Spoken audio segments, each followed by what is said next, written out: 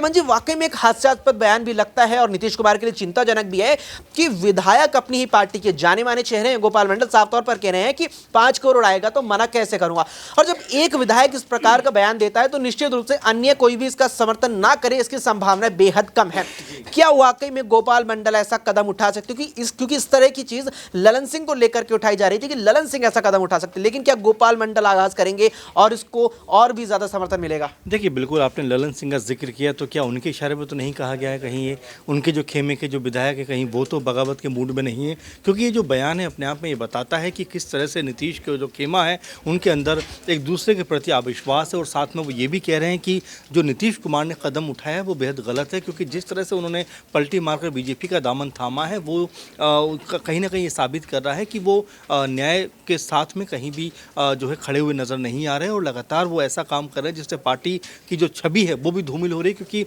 उन्होंने साफ तौर पे कहा है कि अगर मुझे कोई 5 करोड़ रुपए देगा तो मैं तो लूँगा, भले ही चाहे ईडी जांच करे, सीबीआई करे, मुझे फ़र्क नहीं पड़ता। तो उन्होंने खास और साफ संदेश दे दिया है कि क्या आने वाले दिनों में जब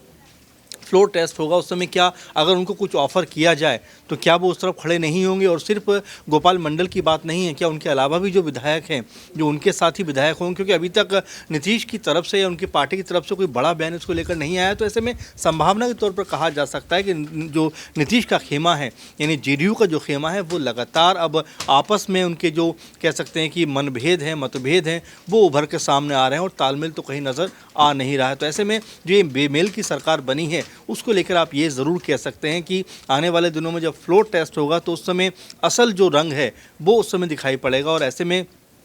कौन कौन लोग जो है नीतीश कुमार के साथ हैं, कौन कौन लोग साथ नहीं हैं, ये भी पता चल जाएगा साथ में। क्योंकि तीसरी बड़ी पार्टी है बिहार की इस समय जेडीयू की बात करें तो, लेकिन उनके पास भी 43 विधायक ही हैं। ऐसे में अगर 10 से 12 विधायक भी उनके खिलाफ हो गए तो आप ये मानकर चलिए कि बीजेपी और नीतीश का जो गठबंधन है, इनका गिरना, जो सरकार बनी है इसका गिरना